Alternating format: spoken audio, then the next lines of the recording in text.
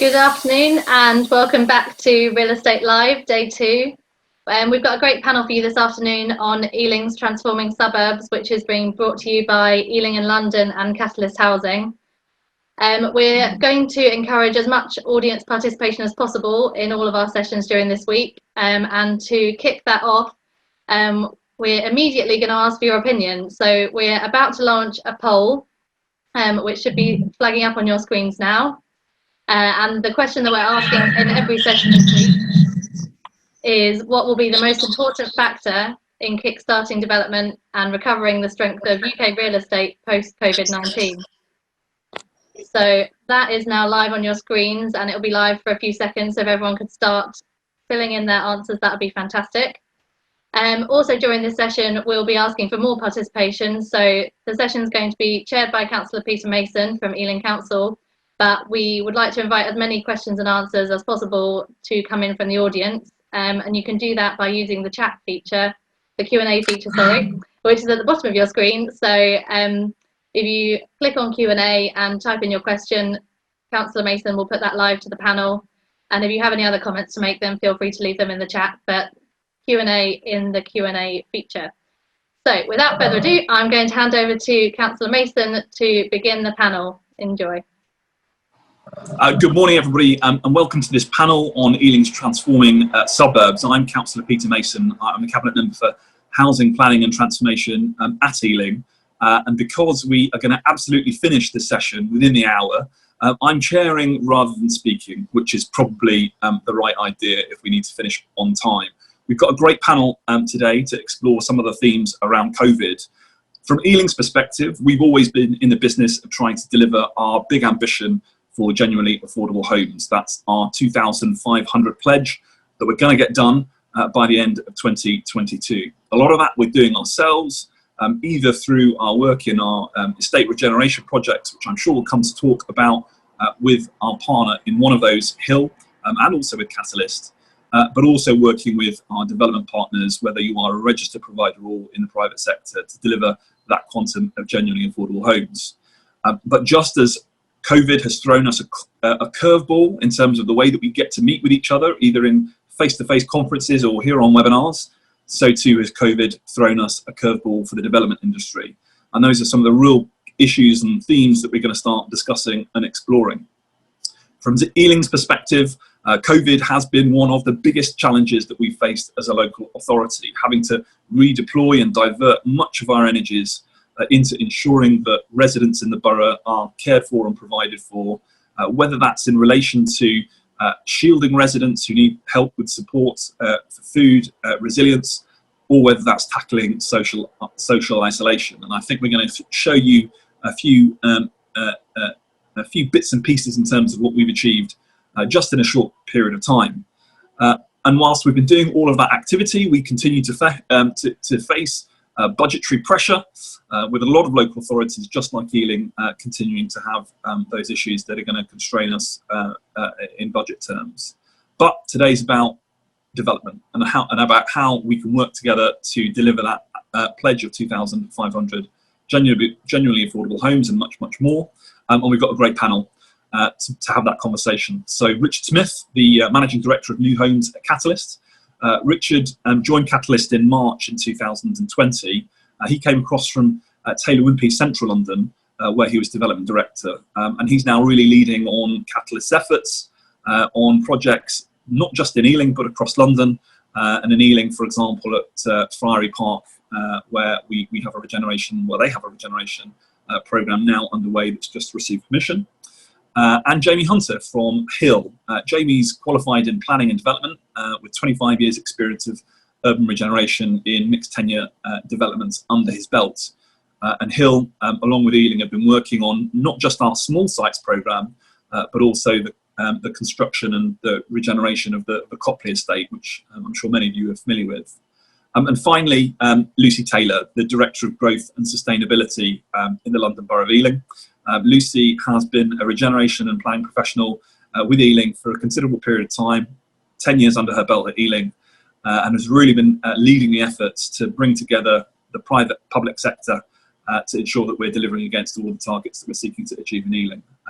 So We're going to get straight started. The format of today is going to be that each is going to give a bit of a presentation on some of those challenges.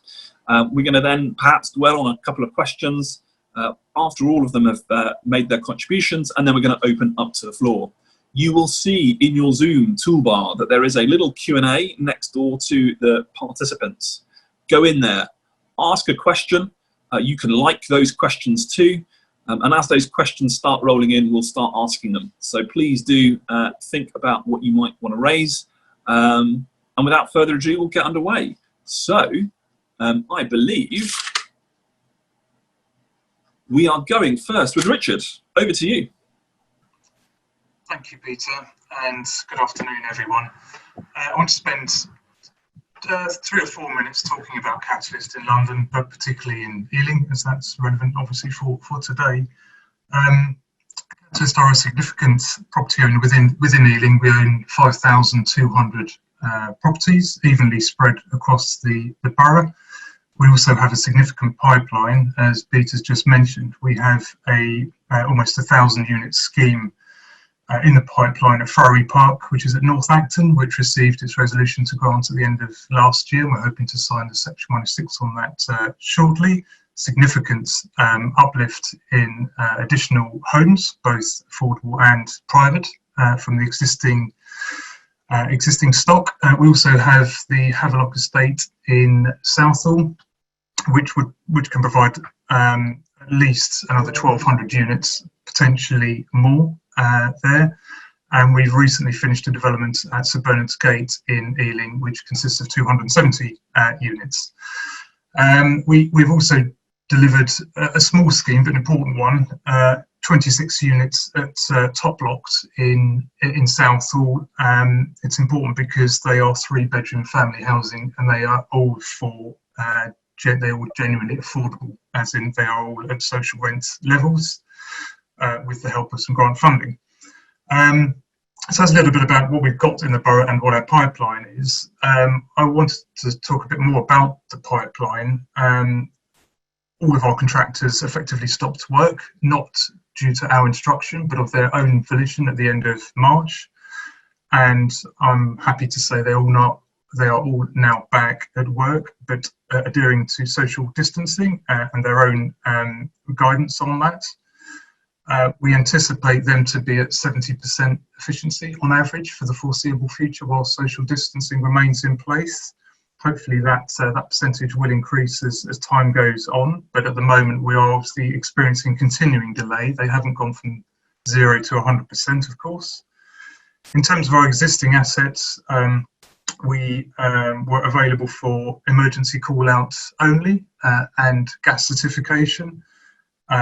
Any repairs, maintenance that could be parked were parked, and we are in the process of rekindling that asset management programme when it is safe to do so.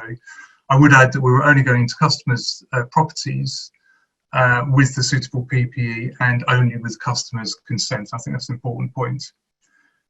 All estates have received a deep clean, from lift buttons to handrails on stairs, to make sure we're trying to keep our residents as safe as possible.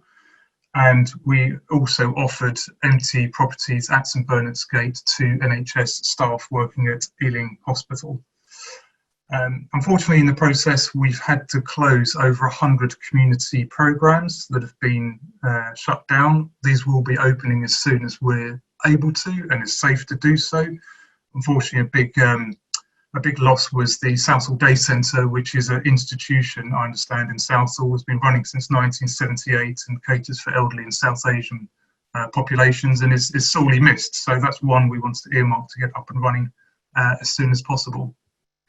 So yes, we want to continue with working with our partners within the borough and on the wider perspective with regard to GLA, TfL, our private sector partners like Hill, who are on the call today. That for me, that close collaboration can only be reinforced, I think, during these difficult times. So I'm hoping we can plough on with even more opportunities, regardless of the impact that COVID has had to market sale values and shared ownership values. So I'll leave it there. I've probably gone over my allowance, but I'll pass back to you, Peter. No, well, thank you very much. Next up to share their thoughts is Jamie from Hill. Go ahead, Jamie. Oh, pop yourself off of mute, Jamie. There you go. Technology got me at the start. Oh, well.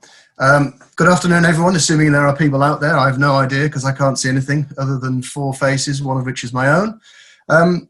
So the B word has been replaced by the C word, but as this has been recorded, I won't let you all come to your own assessment of what that is. But yep, difficult times. We are building quite extensively in the borough, in Ealing, have done for quite some time now. Very quick overview just to give a flavour of what we do and what we're doing. One of our early projects was the Rectory Park estate. Back in the halcyon days of rent levels were about £130,000 per unit, not shown on this slide. That's in partnership with Network. I think what was interesting about that was it really gave us an insight because we bid together with Network to build up the trust and confidence of all of the residents to be selected as the partner. We're in the final phase, I'm pleased to say. In fact, bottom right is Rectory Park. There you can see those buildings going up, final phase. More recently, we're involved in Copley Close, which is actually building directly for the council. So again, it's an estate regen project where we need different skills rather than just building skills to become involved in the community there. That's going pretty well. As Richard says, we're back on site now, and things are going pretty well there. And finally, a third one, which are the top 2 images on the slide there, which is the small sites programme.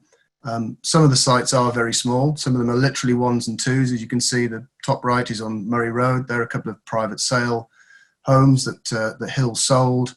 And basically, it's a barter deal on surplus council land, mainly garage sites, where Hill develops sites for private sale, and that subsidises the delivery of affordable homes in lieu of a land payment. So you need contractor skills, you need development skills, and I think the most important thing is collaboration. We cash flow the whole project, and we're going to deliver probably in the region of about 400 new homes on about 30 sites. So credit to Ealing, it's the nearest thing to alchemy I think we can find. As far as COVID goes, well, yeah, things have been very difficult for the sector.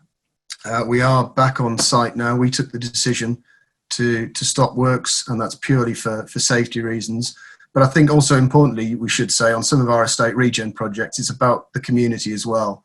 And what was really interesting was not only did we have their full support for stopping works, but actually when we came back and started to really gear up the works on site and in their community, that we had that support. They've been really helpful with finding car parking. Public transport, especially getting into London, is very difficult. So, you know, thinking a little bit differently and using spaces at schools and things like that has been really, really helpful for us. We're about 80% capacity now on site. Richard used the word efficiency, which is quite an interesting word. So we're 80% in people number. We probably have about 2,600 people working on our developments at the moment. How efficient that is, I couldn't honestly say. And I think that is one of the hidden things that we can't get any more than 80% on site really with the social distancing measures in place. It wouldn't be safe to, but certainly whether people can work at the same sort of capacity and rate, we don't know. And we'll probably touch on it later about some of the things that we can do to try and speed things up. The other thing I think, which I won't say now because it'll probably come out in the discussion later, is really our reaction to some of the things from a design point of view, and how people may be reacting differently. Certainly the sales market, particularly in London, is varied, but nevertheless it certainly isn't what it was post B word.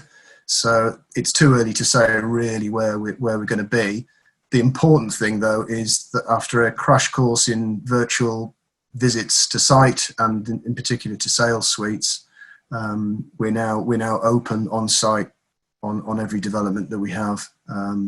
So open for business, very much have a positive view about things. Hopefully that'll come across, and hopefully that'll come out in some of in the wider discussion.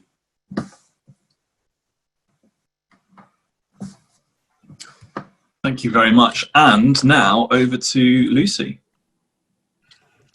Thank you, Peter, and good afternoon, everyone. And I think, this session we're talking about recovery and the bounce back, but as Peter said, right now for Ealing Council, we're still in the thick of the response as well, helping our most vulnerable residents. We've got 50 staff delivering and packing food parcels and medication, and we're all focused on keeping as many of our council services going and adapting those services to be online, and the vast majority of staff are working from home. And I think, this has been a huge transformation for the council, and what we've achieved over the past 3 months has been really amazing in terms of that transformation and keeping the vast majority of those services going. But obviously we now need to turn our attention to recovery, and that's the area that I'm leading on, and focusing in particular today on economic recovery and what does that mean for Ealing. So I think when looking at recovery and what that might entail, it's really helpful to understand what our baseline has been, what's changed during this emergency, and what the impacts of that have been. We clearly haven't ever experienced a pandemic like this before, so the sort of closest thing we can do is perhaps look at the impact of other disasters and try and find some kind of comparators. And I would say that the impact on the economy of this kind of disaster is probably more akin to something like a tsunami or a hurricane, rather than it is perhaps a sort of deep structural disaster like the collapse of the coal mining industry or something, particularly for Ealing. So you all have read that some of the economic forecasting that's starting to emerge is suggesting perhaps that in a sort of optimistic scenario that the macroeconomy is likely to bounce back and recover relatively quickly, so into 2021. Particularly in areas where the economy was relatively strong before COVID-19 struck. That applies to Ealing and to London's economy, really, which overall were strong back in January. We had low unemployment, lots of jobs, a significant pipeline of development and investment.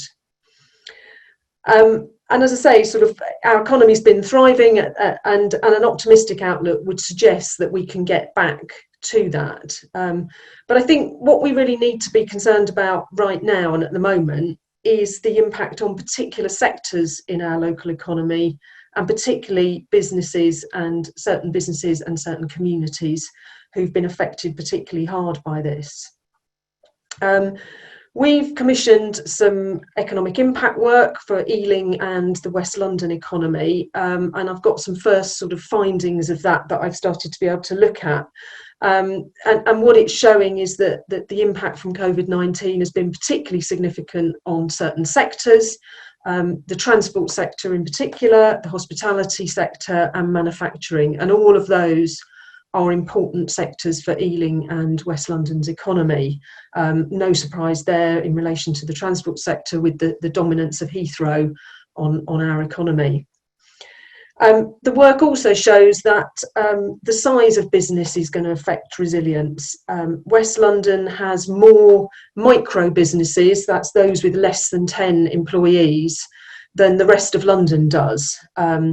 Micro businesses are usually quite hand to mouth and reliant on cash flow, and therefore may not be very resilient in this crisis. And we've certainly seen that the response from some of our small businesses and micro businesses to the grants that we've been able to hand out, and the real gratefulness of being able to keep going over the next couple of months whilst lockdown's released. But these businesses are also likely to be ones that sell directly to residents, to consumers, rather than other businesses, and offer services like personal care, like hairdressing, restaurants, etc. And so if they can survive the next couple of months, there is definitely going to be a pent-up demand. We all want a haircut. We all want to go and eat in a restaurant if we can, for those that can afford it. And so the expectation is that many of these micro businesses could come out of this okay in the end, with a bit of help through this period. The issue is those that don't survive, and what we can do as the public sector to support them in the meantime. The work is also indicating that there's a significant impact on the student and university sector. There's lots of talk about universities delivering online courses. International students that make up a lot of students in London, they're not going to come to London for an online course. Why would they? So this is going to affect the spend from students, and we're dependent on that in the Ealing and West London area. And on unemployment, clearly that is going to rise significantly. The expectation is nationally up to 10% or so, and I think in Ealing it's not going to be any different over the coming months once we start to see the furlough scheme unlocked. There's lots of concern about youth unemployment, lots of young people in the gig economy, in hospitality. And what I think we need to focus on at a local level is to differentiate between those young people who may be struggling at this moment to get their first job, but who've got a relatively good education. And as the economy picks up again, which we all hope it does, those people will naturally move into work. But what about those who struggle more? This is a really difficult time. So our focus is going to be on those particular young people. Also of concern are some of our older people. If you're made redundant and you're over 60, chances are you might never get back into work again. We've seen increasing poverty amongst our older population, particularly in London with significant housing costs. If you're made redundant, what's that going to do to your chances of finding a decent standard of living in retirement? And indeed, the impact generally on those in employment in London, and if they lose their jobs, lose housing because can't afford to pay rent, it's those consequences. Trying to look for a job is one thing, looking for a job when you're homeless is impossible. So again, the council's focus is going to be around that. Just briefly, some of the things that we're looking at for the economy to bounce back. We want to focus on the local area. There's been lots of talk about, is this an opportunity for the suburbs? Is this an opportunity for local economies and people spending in the local economy? We're going to be looking at how we can support our local high streets, local town centres and street markets. And some of the sectors that are going to need our support. We also want to look at the areas where the council and the public sector are making investment. Peter's talked about our genuinely affordable housing programme. We've got a pipeline of land and a programme to develop over 1,000 affordable homes. And now more than ever, we need those affordable homes. And if we can keep that programme going, it's a significant investment into the local economy. So working with our partners who are delivering those schemes is absolutely critical for us to focus on over the next few months. And talking about partnership, I think now more than ever, partnership is absolutely critical. Working with our local communities, our developers who are here, our investors, housing associations and all our key partners. We've seen some of those relationships really strengthen through this time, and we want to keep that going through our strong partnership in Ealing in London and other partnerships. So again, that's going to be our focus, and we really welcome working with everyone. So I'll leave it there. Thank you very much, and no doubt there'll be lots of questions. Yeah, thank you, Lucy. And the questions are kind of flooding in thick and fast. So please do visit that Q&A section. If you see a question in there that you like, give it the thumbs up. If you see a question that you think should be asked but's missing, go ahead and ask it. What we're going to do now is just kind of draw out a couple of the themes, but also picking up on some of the questions that have already been asked already. And likewise, Ealing's now going through the process of reviewing its local plan. That process has already started, and we're already having to kind of think about some of the big issues that that COVID is posing us. So the first question, picking up on where is he? Graham McCulloch's question around his question is, what's the latest on Heathrow Airport third runway, but also HS2 at Old Oak. But I think broadly speaking as well, and to kind of punt it out to all three of you, travel patterns. You know, lots of talk about lockdown lifting, lots of discussion about a return to commuting, lots of discussion about cycling and walking as alternative mechanisms for people going on to very overcrowded tubes. How is COVID going to impact the spatial distribution of development in the borough? Are we going to start seeing increasing demand for things like office accommodation in the suburbs? And what's your prediction therefore in terms of some of the changes that we might start seeing, if any at all? So who wants to give that a go first? Lucy, do you want to come in on this first, and then we'll open up? Yeah, sure. Thanks, Peter. I mean, I think there's definitely been lots of talk about that opportunity for the suburbs. You know, while we're not going to see anytime soon, I don't think, people returning to offices in the way that they have done, and the reluctance of many to travel on public transport, which clearly in London is really the only way to get into the centre, unless you're you're comfortable with cycling that kind of distance from the suburbs. So that I feel presents a real opportunity for places like Ealing to develop more of some shared workspace, because people are going to still want to, once we get over the real hump of this, going to still want to meet face to face. I mean, certainly the discussions I'm having with people is people have definitely recognised the benefits and the ability to work from home more with all the technology, but there's a kind of happy medium. I think many people are struggling with the kind of intensity of completely just working at home. So I feel there's going to become a bit more of a balanced situation, but definitely all the West End agents, the key agents, property agents are talking about downsizing of offices, less demand, people getting out of leases that are coming to an end shortly. And that presents itself as a real opportunity for some of our key town centres, those that have got good public transport already, because that's not going away, I don't think. And in Ealing, we've got that fantastic connectivity with Crossrail, although it's a little bit even more delayed with COVID, but I know they're still carrying on with work. So I do see that as a real opportunity. And our strategy that we were starting to develop will come through the local plan around mixed use developments, I think will really still stands firm and is one that we should work on more. Richards. Yes, I agree with that. I think the phrase "the new normal," which is being overused at the moment, will probably mean people spend 2 days a week or 3 days a week working from home. So I think there is a balance there, and I can't see that changing. So that should be good in a way, because that should relieve the pressure on the public transport system, and people come back to work on a phased basis that suits their work-life balance a bit more. I've personally found it very useful not having to commute and buying 2 hours into the day I wouldn't have had otherwise. So I feel like I've been a lot more productive. But I agree with what Lucy said. We do need that face-to-face human interaction as well.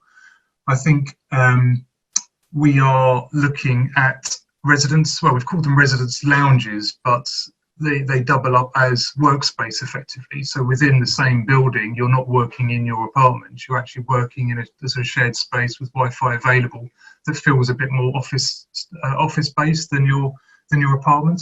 So I think we'll certainly see a growth of those, and I think that will be in high demand for new developments, and a fairly easy thing to give to occupiers. And particularly coupled with that, the retail strategy on a lot of these schemes was struggling anyway. It's going to struggle even more now to get the right type of occupiers in there to create the place. And I think we have to think laterally about, realistically, are we going to get the retailers we want into some of these developments? It's more likely to be a leisure offering or a B1 offering than it is straight retail. So I think developers and RPs certainly need to think our local authorities need to think a bit more laterally about that ground floor activated use. Brilliant. And Jamie, kind of picking up another question that's come in, just reflecting on that too. In terms of kind of talking about local employment, obviously one of the things that Ealing's kind of been told, very different to previous versions of the London plan, is that we now need to start retaining some and actually enhancing our strategic industrial land, again putting even more interesting question marks over the land that's available to employment uses in suburban areas like Ealing, as opposed to housing. I'm sure the impact is not quite yet known from COVID, but have you got any reflections in terms of land acquisition in the suburbs now that we, certainly suburban London boroughs, kind of have seen that impact? Yeah, I think my first observation really is we're in a somewhere in an in-between stage at the moment. You know, we're just getting used to sort of something that's post-lockdown, and if we continue to have the social distancing that we're experiencing now, then the whole of London and the whole of the world, frankly, will need a complete rethink.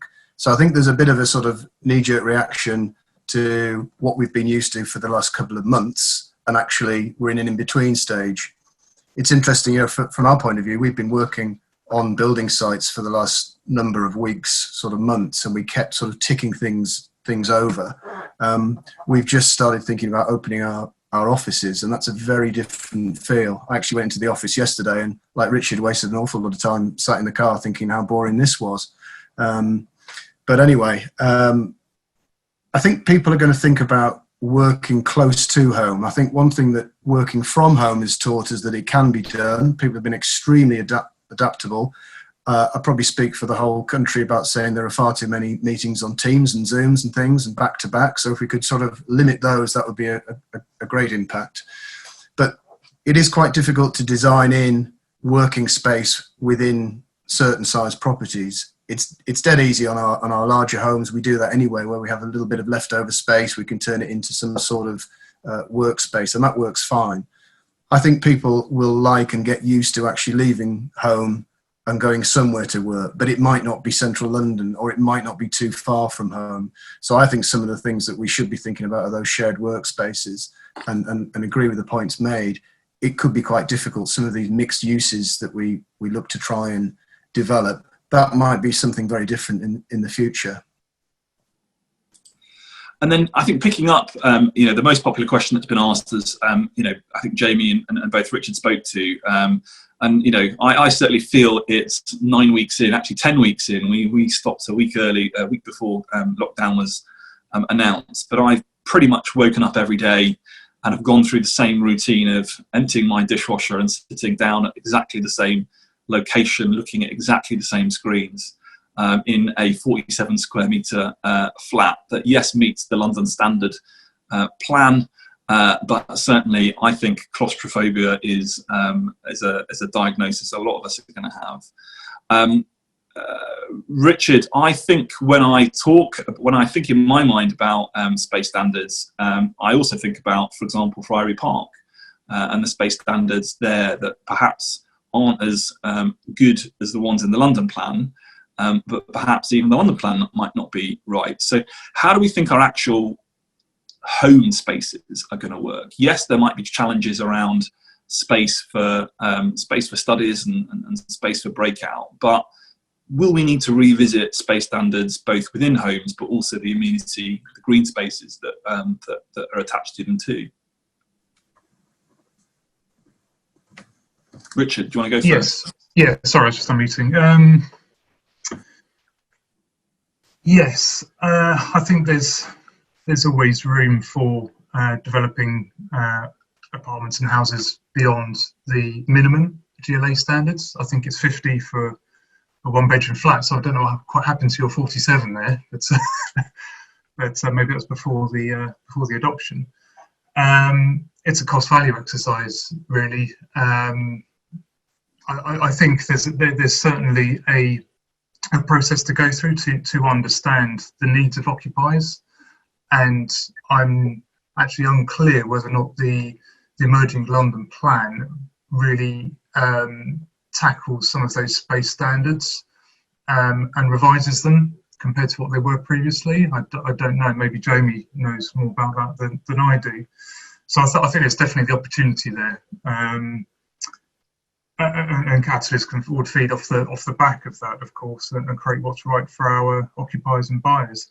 In terms of green spaces, yeah, absolutely. I think the claustrophobia within the apartments can only lead to the desire and the need for well-designed, well-maintained green spaces, effectively.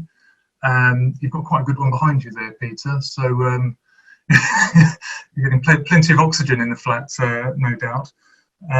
So I think we have to be clever with the spaces. Some of the public spaces are not big, but they don't necessarily have to be big. As long as they're well designed and fit for purpose, people want to spend time in them. Yeah, I think we've got to not lose sight of the fact that yes, people have been working from home and it's been very intense. But if you think about what's going on in the wider world, you know, if you look on the internet whilst you're finishing going about your business, doing your work, and then you think, oh, just see what, you know, how many thousands of people have died today or caught this virus. It's quite a surreal time, and I think we've got to think about when that has gone away. If you added another, I don't know, how many square meters do you need to have a decent workspace?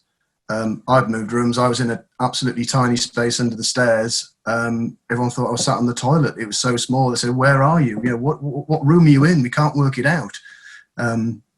So, you know, if you're there for a lot of hours a day, then that is different. So I think in the future, I'm not so sure whether it is about space standards per se. It's about how do you use that space, and can you use that space more effectively? Is it more flexible? One particular area we've probably started thinking about a little bit more, which adds a cost, is, you know, inset balconies, which could be accessed from 3 different rooms. It could be a 2-bed flat, and you could be accessed off both bedrooms and the main lounge. That's a very, very usable space. It might not get quite as much sunlight as some would prefer for a balcony. It's a very usable space, and it's about then how that sort of, you know, internal private space, and then, as Richard says, the external spaces, you know, the green spaces around you. Actually, it would be great if everyone's working at home and it's you know, in that intense situation, and you can go out for a wander, absolutely fine. But at the moment, that's, or has been, very difficult to do. So I think, you know, I think it's a balance about space standards and about whatever good design means about how we use those spaces in the future. And Lucy, kind of picking up not just the space standards inside homes and how that might change, but also perhaps thinking about density in a place like London.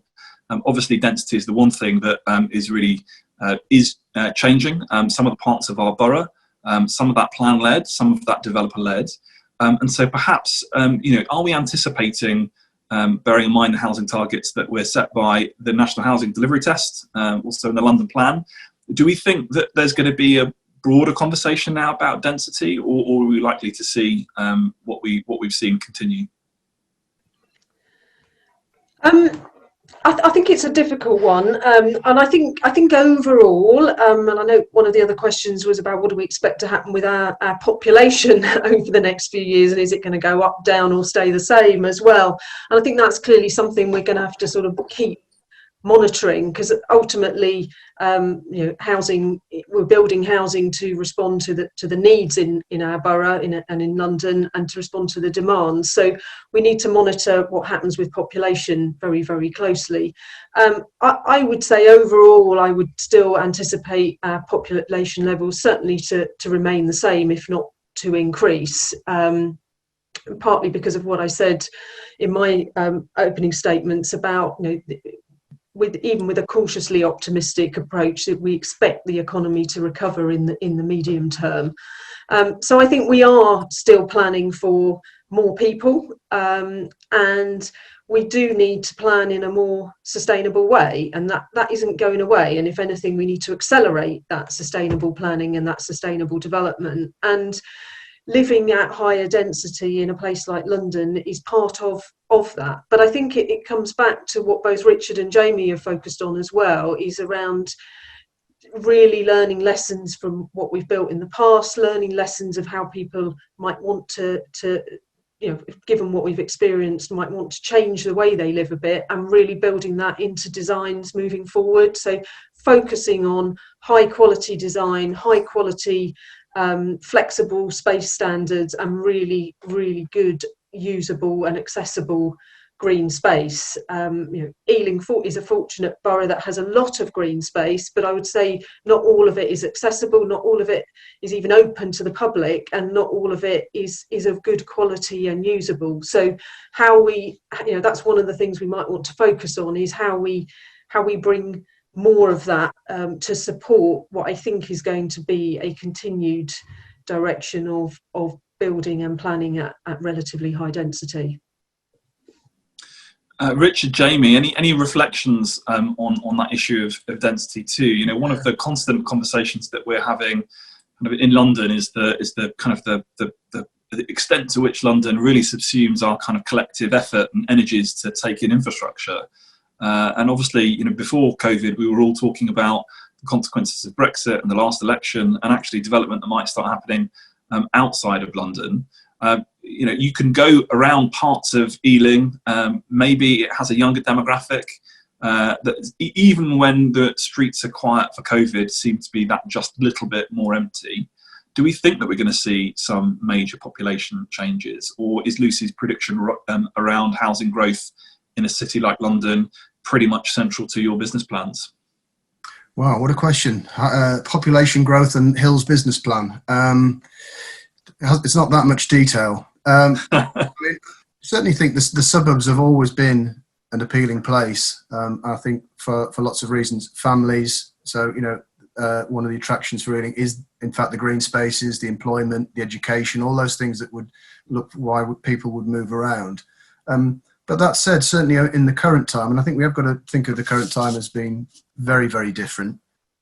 We've certainly seen sales of very rather high density developments holding up. And that might be because it might be younger people buying. They might have a slightly different view on life to others who maybe worry a bit more. I think one of the things about density, which maybe touch on, is it's actually the spaces between the buildings that I think we need to focus on more. And maybe one of the good things that's come out of this last few months is about people's need for human interaction, to see people, be they neighbours or friends or whoever. And if there are good spaces where people can meet in and around the buildings, then I think that's something that we really need to focus on. And the days and really look at that from the start about what is that, it's a similar point, what is that going to be used for? This is not just a little bit of green space or it's X square metres because that's what planning policy dictates. It's how is that space going to be used? We did some work a year or so ago with a co-housing group, and fundamentally totally different view on how they interact in the space around their properties. And it was really interesting to see what a dynamic community evolved from that, because it was a different space where people weren't closed off or felt it was just an open space that wasn't used. So that, I think that's from a design point of view, that's really important. And also that might help with densities. But as a general principle, I think people are, and we're probably seeing it from a building point of view, people thinking, well, do I really want to go and work in central London? When I can jump in my van and I might not get paid quite so much, but like Richard said, I'll be home a little bit earlier, and that might be, I think people will be making lifestyle choices, and that will manifest itself in where people want to live. Richard? Yeah, I think I agree with what Jamie has said. I think demand has been impacted. First we had Brexit, now we had COVID, but I think us, along with other RPs and indeed in the private sector, have been surprised how sales have actually held up with regard to market sale and shared ownership, which has been a pleasant surprise. I still think there's a fundamental undersupply issue in London, so I think we still need, even if we could anticipate demand potentially tailing off, I think we still need to be ambitious with regard to supply, but only where the density works, is fitting, is close to public transport, is well designed, and all the other caveats, both within the building and outside the buildings, that some of which Jamie has touched on. I think that is important. our appetite hasn't diminished. We have a business plan that is being revised at the moment to truly understand what the impact of COVID is and really understand what our financial headroom is for continuing to develop. But that's the reason I'm here, frankly. I've only been in the role 3 months, but I wouldn't be here unless Catalyst had significant growth ambition. So that's interesting for me, and we also have very low gearing, so we're well placed to capitalise on land opportunities, providing, well, that's the other thing we haven't really touched on, providing landowners are realistic about site valuations, and if there's continuing income on their sites and they don't have a planning permission expiring anytime soon, there's not much of an incentive to bring that to market. So we're ready to buy land, but the availability of land won't be there for some time, I think. No, thank you. And I'm going to bring in the next question because we have touched on it ever so slightly. And I'm going to read it out because I think it's such a good question. COVID has surely delivered a mortal blow to much of the old school high street retail. What will Ealing be doing differently in future to reinvent its town centre space to make it relevant in the post-COVID world? And then to bring in on top of that, we had an interesting question via email, which really kind of picks up the issue of, local arts, heritage, culture, the stuff that makes Ealing great, as opposed to getting on a tube and travelling to central London to experience a bit of arts, culture, and heritage. So Lucy, that dual challenge, how do we enhance our town's identities, but also how do we keep them alive? Yeah, absolutely, Peter. And this is probably one of mine and my team's number one challenges. And for the council coming out of recovery, I definitely think it's one that will be high on our agenda to focus on. I had a really interesting discussion last week with some of the key landowners and with British Land, who own and operate the shopping centre, about Ealing Town Centre in particular, but I think we need to do the same on all of our town centres and key places across the borough.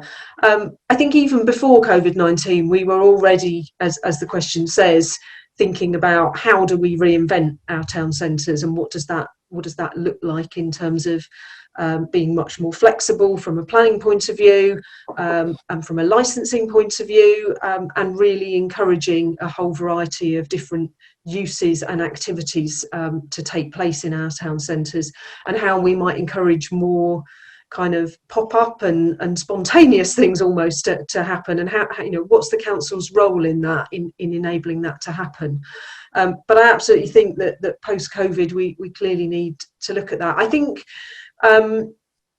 thinking about one of the things that was touched on earlier, there is potentially this opportunity around people having rediscovered their local places and local areas, and perhaps a more of an affinity to those local areas, discovering businesses and takeaways that perhaps have never used before, and it remains to be seen in a way whether people's loyalties will carry on to those local retailers and local outlets or not.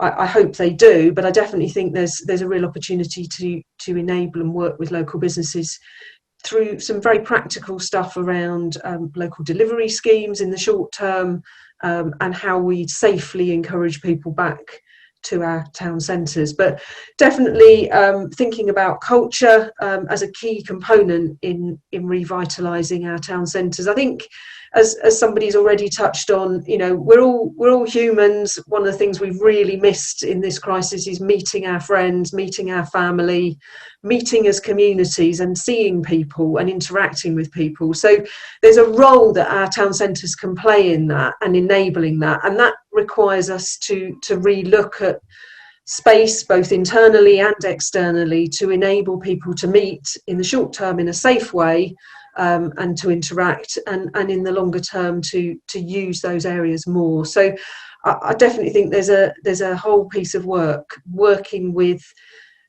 partners, with landowners, with our retailers that will require us to think about even, funding strategies, rental strategies, all sorts of things in a different way to enable a much greater variety of uses. So we've started those conversations, and that's definitely a key plank of what my team will be looking at over the coming weeks. And Richard and Jamie, kind of, picking up the issue there of the impact on retail, particularly on high streets, but also in the kind of the swathe of buildings, certainly that we experienced towards the early 2000s, perhaps late 2000s, where the idea of mixed-use developments and retail on ground floors, is in certain parts of London, means that we've just got swathes of empty shop fronts. Is it time now for us to be really radically thinking about enhancing but yet contracting high streets, and how does that play into kind of decision making about the developments that you do bring forward? Richard? Yeah, I think Jamie? Yeah, go for it. From a planning point of view, I think flexibility is the key. I think one of the things, as Lucy touched on, is the sort of celebrating the local area and different things. I think it's going to be more cultural and artistic driven. And I think people have got to be realistic that might not drive the last pound, shilling and pence out of the land value, but hey, that's not the point. The point is, what's it like to live there? If there's a place to meet friends or whoever locally and enjoy something locally, I think that's going to be key. So my request would be that it wouldn't be too predetermined in planning or forced. It's about what makes that the place. And people's attitudes will change, definitely. They have because of the last couple of months. Richard? Yes, two things. I think hopefully developers have moved away from, and local authorities have moved away from creating retail units where the developer has known that they would be empty for a long time, but the planner thinks that some active frontage could be created, but deep down probably thought that was a long shot. Hopefully, combined, we've moved away from that, and we're only putting retail or leisure or non-resi uses in places where they will be used. I think Jamie's right. I think to create a place, you can't chase the final pound. You have to accept that there'll be 2 or 3 occupiers in there that will be on maybe 12, 18, 24 months rent-free, on a very weak covenant, not much financial backing, a start-up, they could go pop within 6 months, but the developer wants to help them as much as possible, because that creates sort of an anchor for, if that's a funky retail or leisure use, other occupiers will want to be around it, and that drives values above it as well. So I think you have to be brave choosing that. Financially, it's the wrong thing to do, but for placemaking and to create the right atmosphere, I think it's, and to drive long-term sales, I think it could be the right thing to do, but it means short-term financial pain to get there, which is sometimes difficult to accommodate. And then I think we've just got a couple more minutes left, so I'm going to probably ask you the hardest question, but expect you to answer it pretty much in the shortest period of time. We've obviously had guidance from government that they expected us to keep the planning system rolling throughout COVID. We've had new guidance from them that says that they would wish to extend construction hours outside of kind of the norm. And the guidance equally is that they're expecting us as a local authority to be a bit kinder to developers from the developer's perspective on things like Section 106 obligations in terms of payments and deferrals. Are you in the position where you're going to start asking for those things? What are your barriers? Is it just materials and labour? Or do we think that we can actually kind of keep that kind of positive discussion on the road, whereby both partners, public and private, can get what they need from the planning system? So I'm going to go with Jamie first, Richard, and then Lucy. This is it's good job you got that in before we finish. This is fantastic. Yeah. This is the bit where I can say well done to Ealing, genuinely.